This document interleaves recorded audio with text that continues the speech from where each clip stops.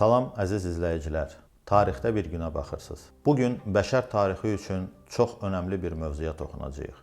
NASA, bəşəriyyəti ulduzlara aparan agentlik. 1957-ci ilin oktyabrı Sovet İttifaqı kosmosa Sputnik 1 adlı kiçik bir peyk göndərdi və bu Amerikanı sarsıtdı. Bir gecədə ABŞ özünü texnoloji yarışda geridə qalmış hiss etdi. Məhz bu şok tarixin ən möhtəşəm elmi macəralarından birinin başlanğıcı oldu.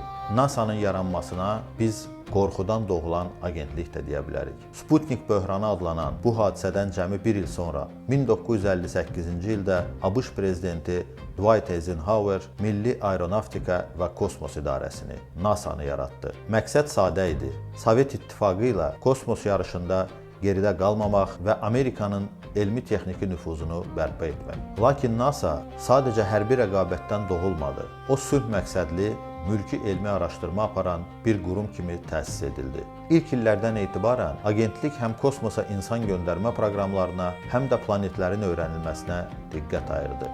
Sovet İttifaqı və ABŞ arasında Aya insan göndərmək yarışı insanlıq və bəşər tarixində ən yadda qalan yarışlardan biri idi. 1960-cı illər NASA üçün qızıl dövr oldu. Prezident John Kennedy'nin 10 illiyin sonuna qədər insanı Aya göndərəcək vədi bütün ölkəni səfərbər etdi.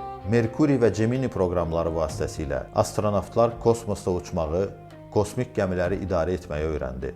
Nəhayət 20 iyul 1969-cu ildə tarix yazıldı. Apollon 11 missiyası çərçivəsində Neil Armstrong Ay səthine ayaq basan ilk insan oldu. Ay səthine ayaq basan kimi o dünyaca məşhur sözlərini söylədi. That's one small step for man, one giant leap for mankind. Bu bir insan üçün kiçik addım, bəşəriyyət üçünsə nəhəng bir sıçrayışdır. Bu sözlər əbədi yaddaşlara həkk olundu və bu təkcə texnoloji nailiyyət deyil, bütün insanlığın ortaq qürur anı idi.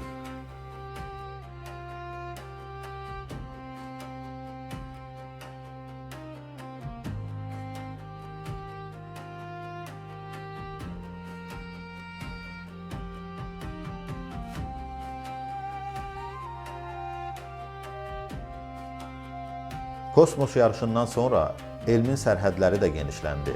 Aya çatdıqdan sonra NASA diqqətini daha uzaq və davamlı layihələrə yönəltdi. Kosmik məkik proqramı Space Shuttle 30 il ərzində yenidən istifadə oluna bilən kosmik gəmilərlə yüzlərlə uçuş həyata keçirdi. Hubble kosmik teleskopu isə 1990-cı ildən bəri kainatın ən uzaq güşələrindən inanılmaz görüntülər göndərərək astronomiyanın inkişafında yeni bir səhifə açdı.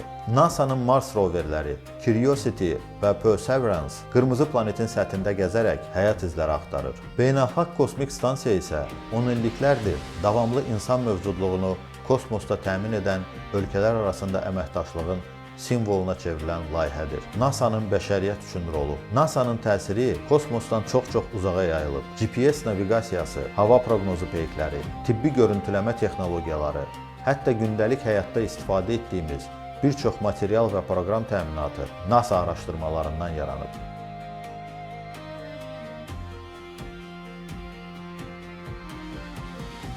Agentlik həmçinin milyonlarla insanı elmə, mühəndisliyə həvəsləndirərək neçə nəslin xəyal gücünü formalaşdırıb. Bugün NASA yeni bir hədəf üzərində işləyir. Artemis proqramı çərçivəsində insanı yenidən Aya, sonra isə Marsa göndərməyi hədəfləyir.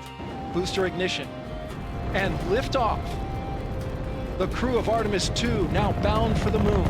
Humanity's next great. Sputnik'in yarattığı qorxudan doğulan bu agentlik bugün insanlığın kosmosu kəşf etmə yarışının ən böyük simvoluna çevrilib. Əgər videolarımızı bəyənirsinizsə, bizi bəyənməyi və videolarımızı paylaşmağı unutmayın. Tarixdə bir gündə yenidən görüşənədək.